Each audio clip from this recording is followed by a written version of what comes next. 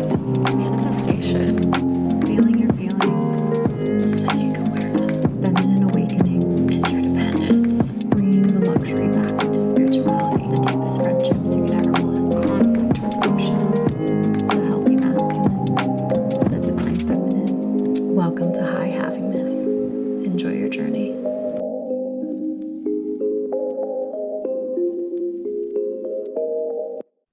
Hi, everybody. It's Alexandra Kenyon back for another episode of High Havingness.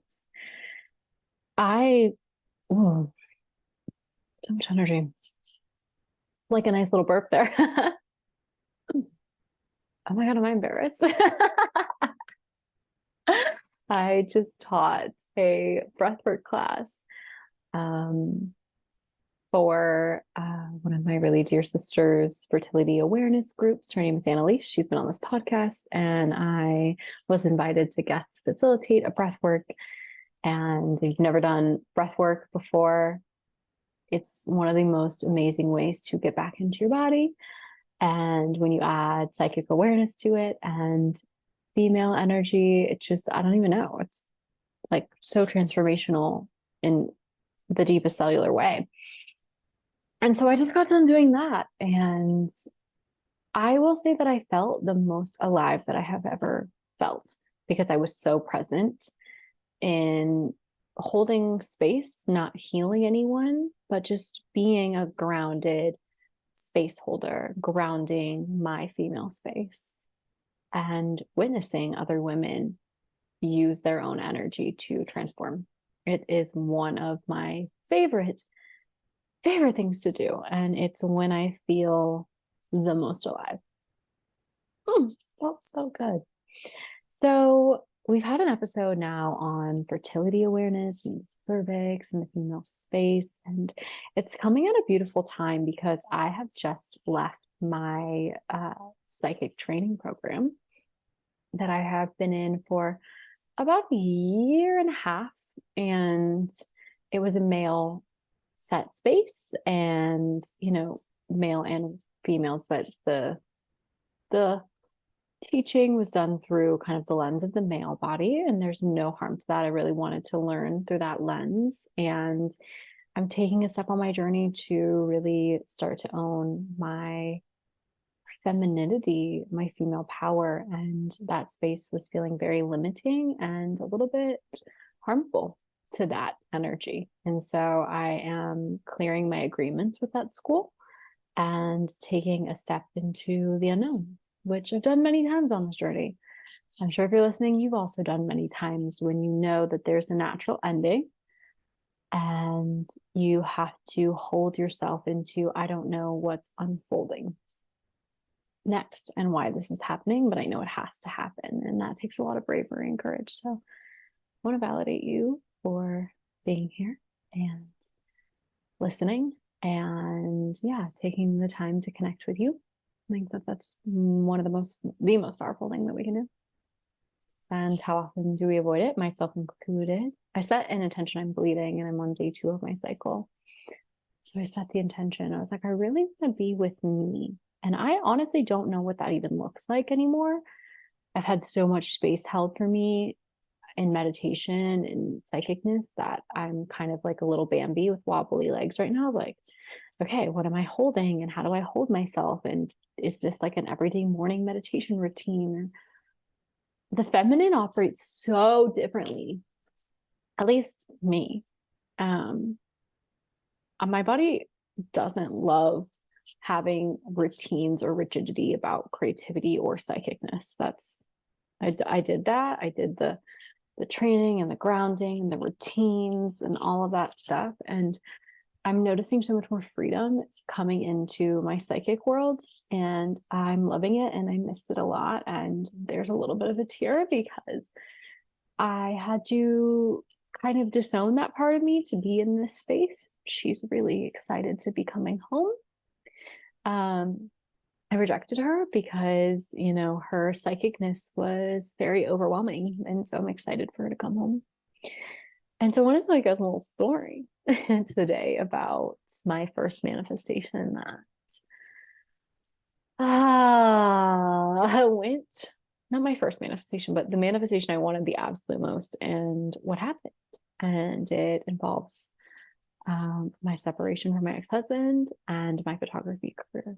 So before I took a step to do more coaching and mentorship and spiritual development work, I was a professional photographer. I started with weddings and couples, and I don't like weddings at all. It's not for me as a manifestor, or just like, just not for me. It's okay. And so I did a boudoir shoot in my guest bedroom one time, and I fell in love.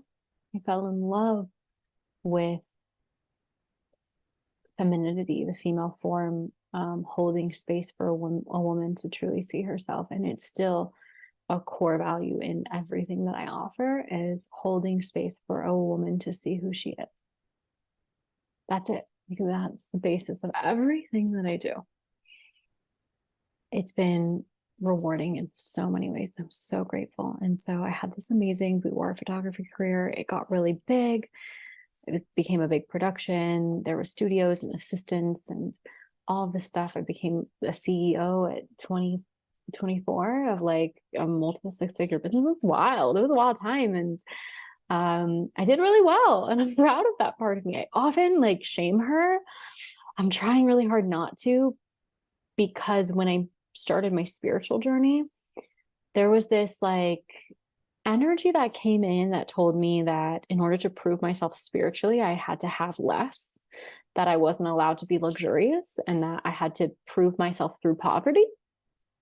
That's a religious energy. Just want to call that shit out right now. And that really kept me playing small.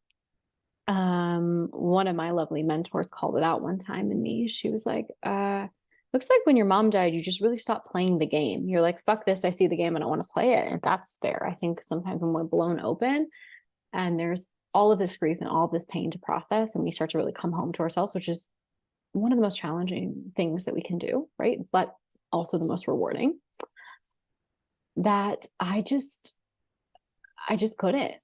I'm going unconscious. And so what that means is essentially that sometimes when we hit a pain that's really big, our spirit or energy will try to keep us unconscious to it, so we don't have to look at it and process the pain. And so I'm just going to clear that real quick with my tools. Nice. I'm just grounding my space a little bit. Ah.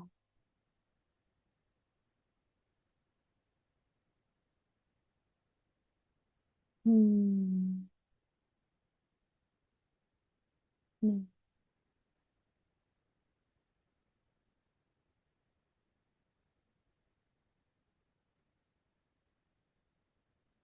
Ah, there's that energy. So as we were talking about that religious energy, which I'm sure everyone got a little triggered there, that keeps us kind of in that poverty energy. It's a pretty big energy, and went a little unconscious because there's a lot of pain. Yeah. I have always had, and I don't know if it's because, well, part of it is that I'm a manifestor in human design, and I have the channel of money, which is a beautiful channel around kind of being able to hunt and manage the resources. And it's in a 6 line in my chart. And there's, when we're talking about the lens of human design, there's 1 through 6. 6 sits on the roof and kind of like has these 3 really cool time periods, like 0 through 30, Saturn return, and then you're on the roof, and then you come off the roof and share your wisdom. And so, you know, in my 20s, I was really experimenting with these 2 polarities of wealth. I grew up extremely poor, but like the dichotomy of it was that we were so poor and in so much poverty, but everyone around us was living in mansions. It was the trippiest thing to even like address it. Like, I went to school and people were driving Range Rovers to school and wearing Chanel. Like, this is, yeah, there's just so much wealth, and wealth carried in really bougie ways. And that dichotomy of living and having a single mother and, you know, having to be on food stamps and shop at the 99-cent store when all of my friends had just abundance everywhere. Created a lot of pain for me, but also created a lot of drive and a lot of like, okay, this is available, but how do I get it? And so this career of being a photographer was kind of basked in that energy of like, I have to be wealthy because I've experienced what it's like to not, and I can't sit with that pain any longer. So I grew up really, really poor in a really, really rich society. And I've just been reading deeply and kind of refreshing myself in human design. And I've done human design readings and have been deconditioning now for almost 4 years in so many ways, but through the lens of human design. And I've been really into Christine Ing's work. She's an incredible 5/2 splenic projector. And I love like her lens of human design really does it for me, because it just really takes it. And she's just has this language that just, it's so well done. And so, yeah, I adopted this belief that money, if you had it, was bad. And so what had happened is I created this, but I also had this belief that I had to have it. So there's these two kind of competitive energies competing in my system. And so I got it.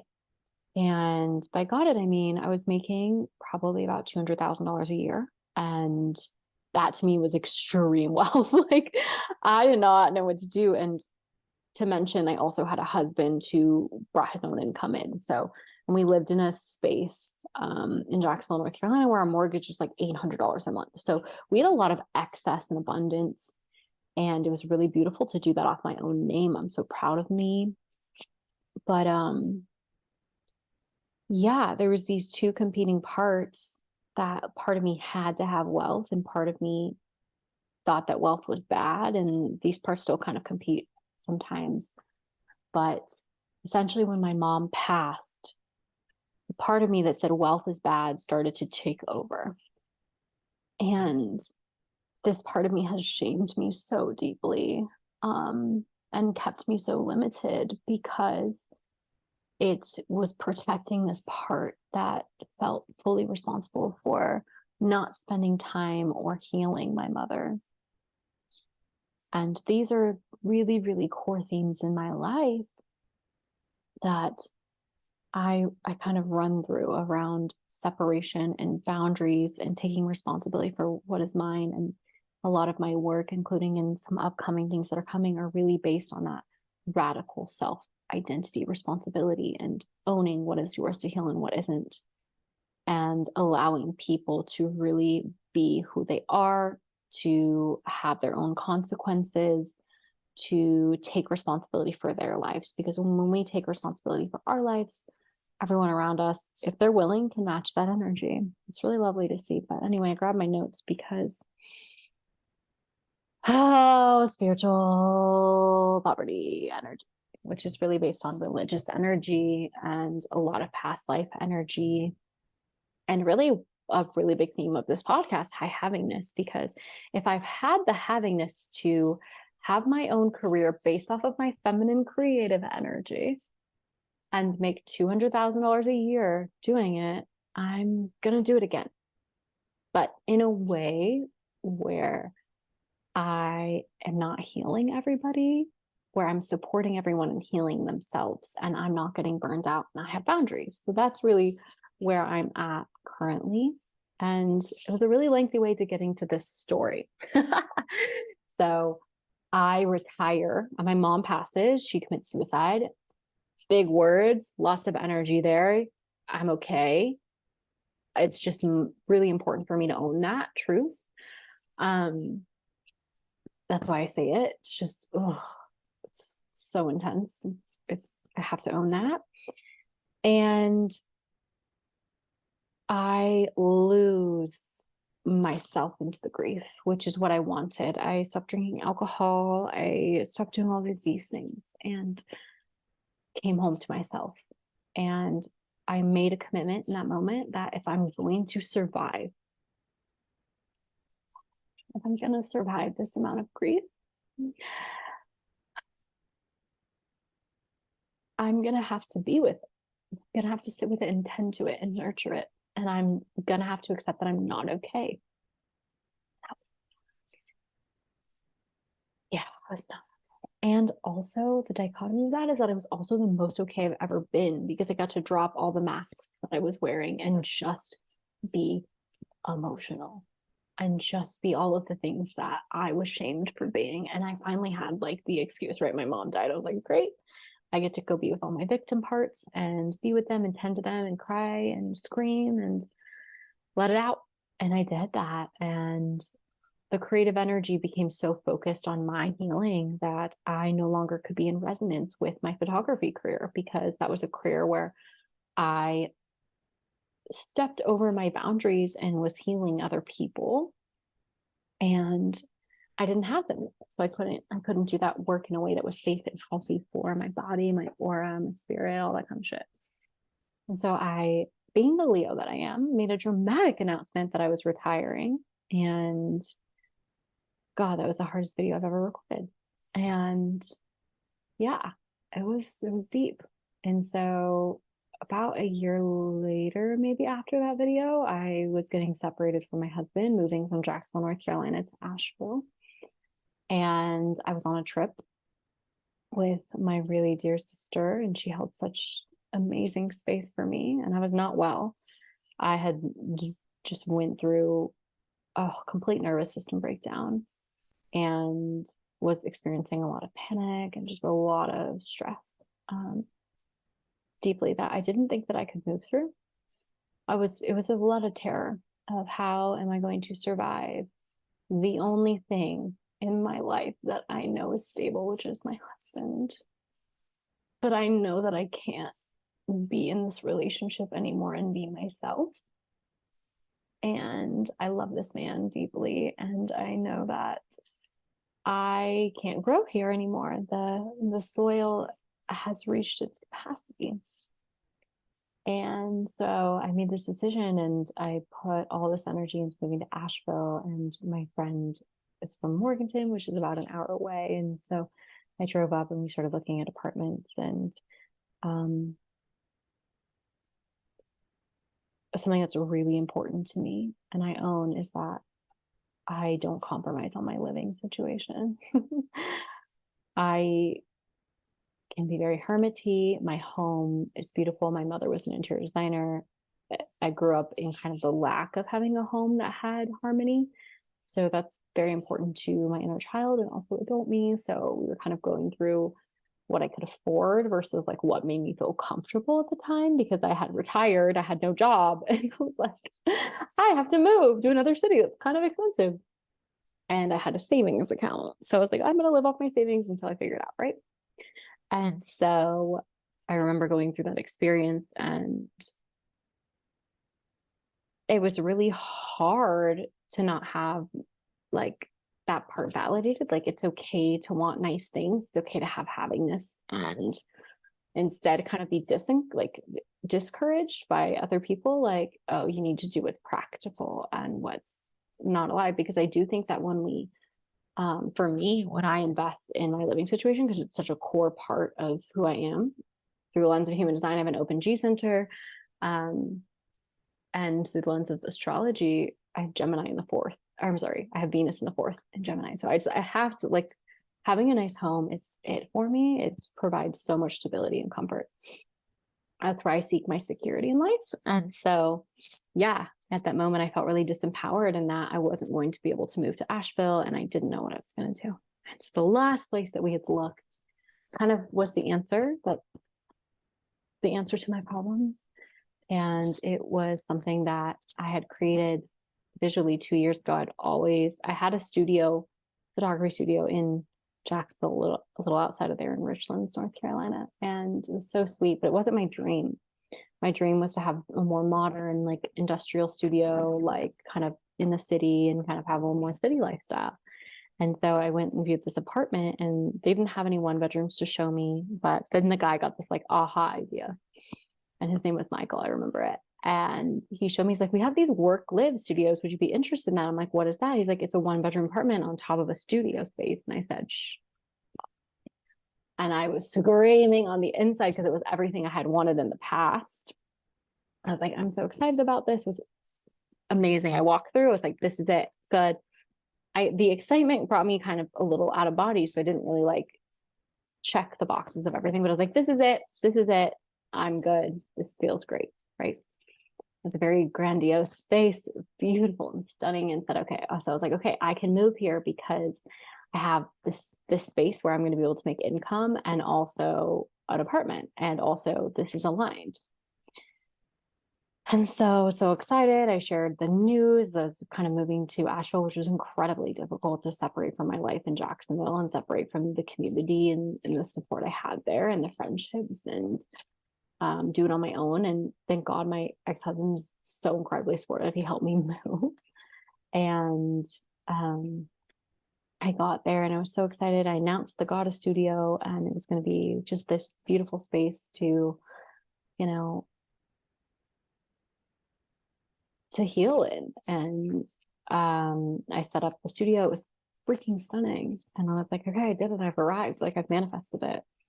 And then all hell started to break loose.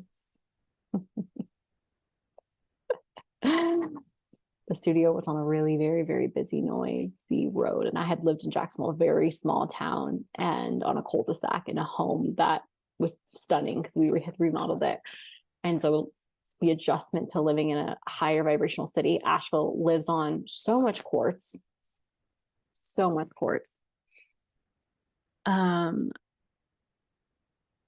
Just my nervous system was already really, really dysregulated and really quite high freeze. And I was not coping with the separation well. And I did not have the capacity to hold space for that apartment. It was incredibly noisy. I did not sleep for a very long time. The apartment didn't have a bathtub. I slept multiple nights in my closet because it was the furthest away from the road, but essentially the road outside was uphill and it was a truck route. So it was a route that was closest to 40. So all the trucks would go on it and it would shake my windows, and I'm very sensitive vibrationally. And so, yeah. And the amount of like people trying to support me, but also ended up gaslighting me during that time was really frustrating. I didn't know what to do. And I think it's really challenging because we live in a world where you sign a lease, you're stuck. Like, there's that fear of stuckness and that fear of being trapped. And I'm laughing because that's what I'm currently working on in therapy, is that fear of being trapped. Oh, that's hilarious. Okay, cool. And so I had to make a choice, and I essentially was like, I'm leaving, right?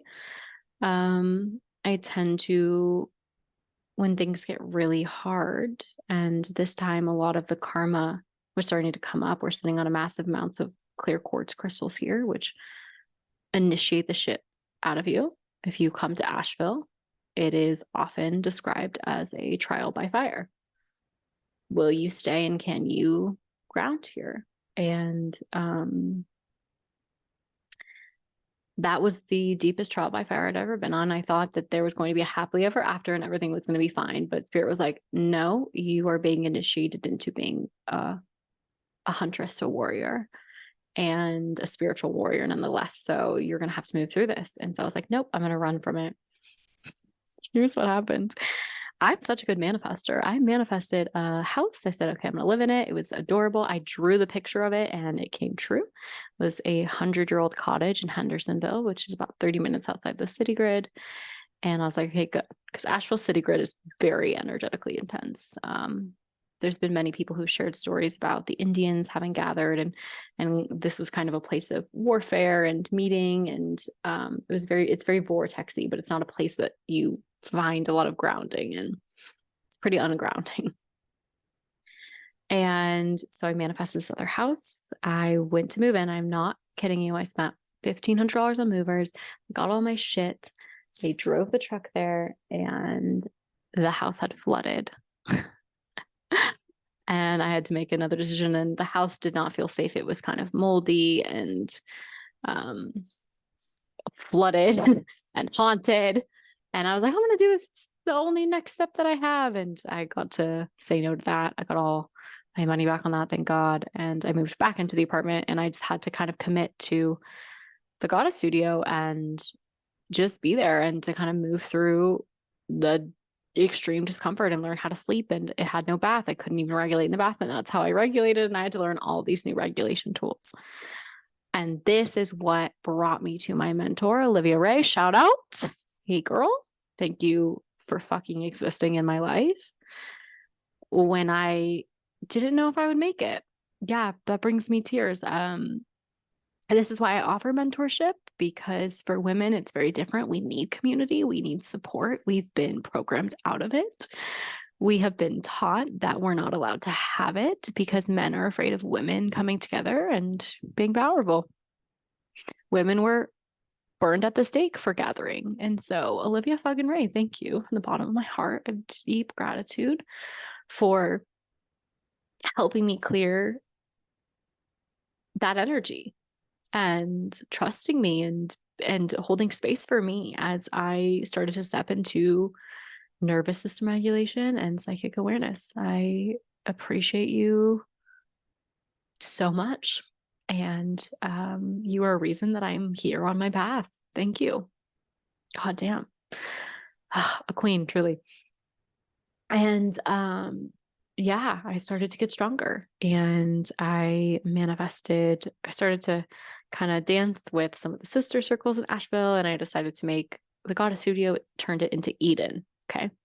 So I had this idea for Eden, which was kind of a space where women could gather and be supported. And the idea, if you haven't heard the story of Eden from the lens of the feminine, it's that we have this religious story that Adam was created first and then Eve.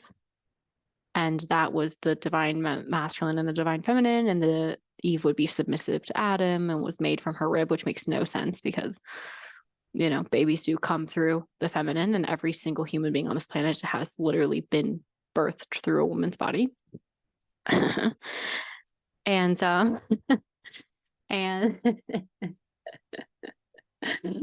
and we often aren't told the story of Lilith, which is Adam's first wife. And so Adam's first wife comes in, and they're together created in the essence of God. And Adam wants Lilith to submit, and Lilith wants to be his equal and does not. And so she's asked to leave the garden. She is outcast and shadowed.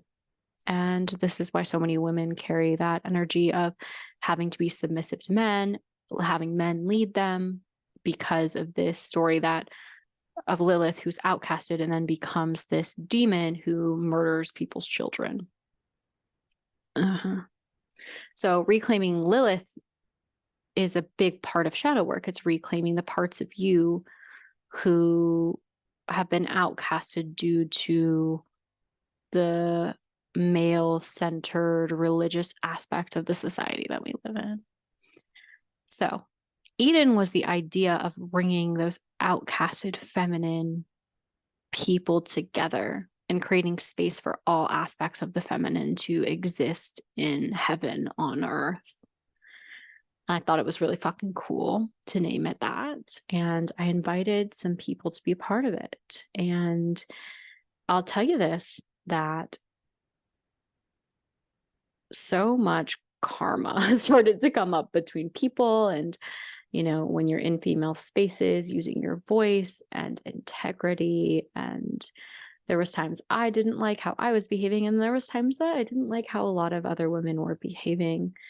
And it was also at a time when COVID was still kind of here. So group spaces were more challenging to navigate because there was masks and there was just a lot of charge.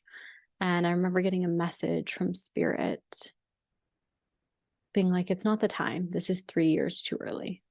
And I was pouring so much money into it, like so much money. I'd invested like probably $20,000 into this. And I had to let it go. I had to let it die. And yeah, I have always had this deep desire to collaborate with other practitioners. And so the idea was that other practitioners could teach in this space and have this collaborative in-person space. And I had to really get clear that I did not have the nervous system capacity or the energetic space holding tools to hold that at that time. So I had to end that. I had to take a loss and go find those skills. And so, yeah, that's the story of Eden and what kind of happened with that space. And there was a lot of karma. I remember the first kind of business partner that I had, we had a lot of really old war karma that we had gotten to complete. And I'm really grateful for that. And yeah, I tended to kind of let a lot of women walk all over me. And I had to learn how to have boundaries and communicate. And it was a very challenging time in my life to do that with very little sleep and extreme dysregulation. So the thing about Eden is that it would have been a really lovely plan. And there are still plans to, have that space. But there was a moment that I realized that I wanted to create that space virtually. And that just sitting with Eden and the grief that comes here too is that I wasn't really ready to be burned at the stake for holding that feminine vibration, which I was already getting like allegations of COVID. I was like, I can't fucking do this. So I was scared. Yeah, I'll just admit it. I was fucking scared. And I did not have the havingness to hold it. So it's amazing, my manifestation skills to call that in. And then the limitations that came up for me, which were, oh my God, the money's going to run out, or I can't hold this, or I don't have the skills, or blah, blah, blah. Right. And some of that is true and some of that's not. So I had to let Eden go. And as that process was kind of wrapping up, I took about 3 months. And at the time, my dear friend had moved in with me and she was helping me run Eden. And she had a lot of resistance to Eden as well. And so we decided that we were just going to move in together. And I manifested an incredible dream house that I'm so grateful for, because I started psychic training and I landed in that house in the same week. And my nervous system started to chill. And I started to find me, started to heal. So I'm so grateful for that, to be out of that chaotic living situation that just really pushed me to my edge every single day. I really do believe that we heal in safe places and we grow through discomfort sometimes, but when it's my home that's at stake, it's too much root chakra energy. And so I had to let it go. And so I'm telling you this because that was one of my deepest learning experiences. So when it comes to manifestation, right, we can, what we call mock something up, which is kind of the ability to draw it out and then send it off to the universe. I could mock up this studio, right? This photography studio. But what I didn't do was check to see if it was actually in affinity to what was in present time for me, because it was a dream of mine from years ago, but it didn't end up being something I was passionate about in the present. And that's why it didn't really work out, because I still was grieving that part of me and I was trying to get her back and get her back and get her back. And she wasn't fucking ready.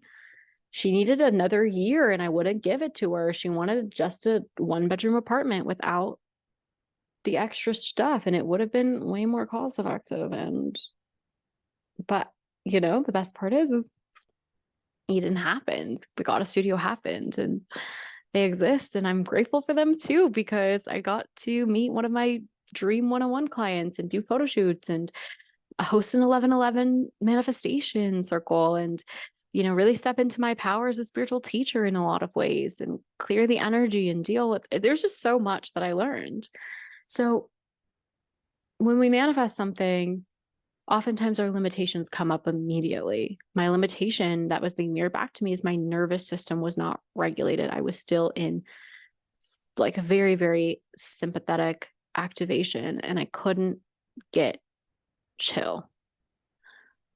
That's kind of what happens when you come to Asheville sometimes. When you're here for a brief amount of time, it's not that serious, but Asheville can be really dysregulating because you have to kind of calibrate. We're at a higher altitude. It's a whole thing. It's a whole thing. That's what I tell people. And yeah, I'm grateful for that process. And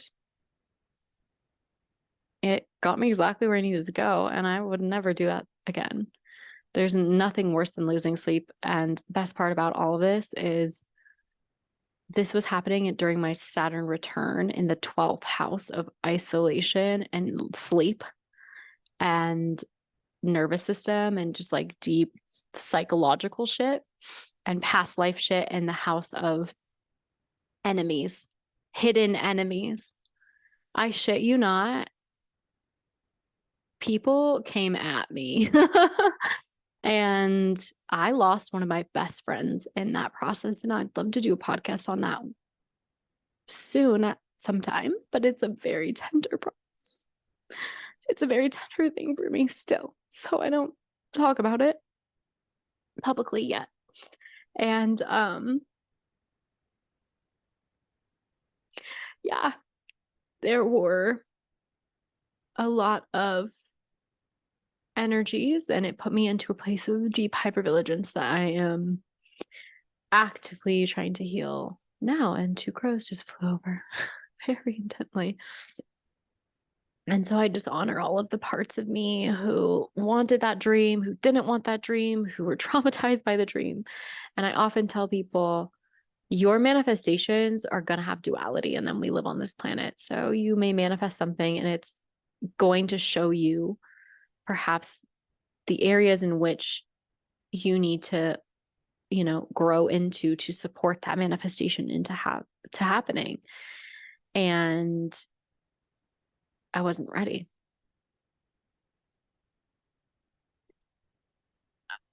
I needed to care for myself. And maybe that was the whole point of the manifestation, is that instead of putting my energy towards healing everyone else again and throwing all my energy into how do I heal the world, it was time to really take care of myself first so I could pour from an overflowing cup. And I lost a lot in that time, and I'm a different person at 30. And yeah, I learned a lot. And as a space holder, I learned a lot about boundaries and neutrality and groundedness. There was such ungroundedness in Asheville, and people, I would see it and I would just be like, oh my gosh, everyone's just channeling. And there's really a big lack of safety in female spaces. And that's because there's still a lot of female competition energy. And I remember I would go to like female gatherings and just feel everyone's jealousy at each other, and no one would name it. No one would say anything about it because people didn't do shadow work. Asheville at the time was very love and light, and it was very spiritual, but suppressive and sort of religious. And I was like, oh, do I actually want to live here? And then I found my people. Yeah. And so high havingness is about having the energy tools to clear something when your manifestation comes in and it's so big that it awakens all of your pain and all of your resistance and all of the stuff that you have to work on. Like, we have to have capacity to be able to process that. We have to be able to lean into that. Same kind of thing happened as I manifested this apartment, living alone. So much fear came up. Same thing, money, isolation, all the same kind of stuff. And I realized that fear actually wasn't necessarily mine, but my mother's. Yeah. And the fear of being able to be a witch in Hold Eden was my ancestors' fear. And so, yeah, there's also energy that's getting thrown in your space when you're taking big steps and playing the game in a big way. And yeah, I played the game in a really big way and I took an L. And so I think that was really important, because how we process disappointment and grief is the other side of having more joy and having more success. So that was a really big year of looking at a lot of disappointment and processing a lot of grief and losing a lot. Yeah. Saturn return was not a joke for me in the 12th house. It was fucking my heart. I'm still grieving it a little bit. And so that's the story of Eden. And I just want to say too, like, thank you, Eden. Like, I truly believe every creation becomes its own form. And I just want to say from the bottom of my heart, like, sharing the story has made me so grateful for you. You made me into an incredible practitioner who can hold space, who has boundaries, who can hold space for hundreds of women at a time, who can clear energy, like, who owns her sensitivity. And thank you. Thank you for that initiation. I appreciate you. I let you go and take your next step, whatever that is. Oh, I'm just seeing a lot of the karma starting to complete in those times. Nice. Being clairvoyant is really cool. And so if you have those kinds of experiences and there's still charge and there's still pain, you know, there's stuff to breathe, and there might be some karma that needs to get clear, some past life energy that just really keeps you from getting into the forgiveness frequencies, the let go frequencies. And that's what I do. I hold that space, and we can do that through breath work. We can do that through meditation. I do one-on-one work, and I have some retreats coming up. Yes, but I want to leave you with this. When you look at things through a spiritual lens, not everything is a red flag and not everything is a green flag. There's so much nuance when it comes to the things that are there. So if you manifest something and it starts to get really fucking weird, it's likely because there's a shit ton of energy on it, especially if it's something that you really, really love and you're really connected to. That is the time that I would reach out and get an energy check from me or somebody else that you know from me, if you'd like. That's what I do. I'm going to own that. I'm not the only one, but if you'd like, I am available for that. We can kind of look at the energy and see what's happening. I love to read energy, especially when it comes to those kinds of things. So yeah, I hope you guys have a beautiful day and enjoy your journey. You've been listening to Hi Havingness, the podcast. I'm your host, Alexandria Kenyon. If you want to connect with me more, you can visit my website, alexandriakenyon.com, or send me a DM on Instagram, alexandria.kenyon. Enjoy your journey.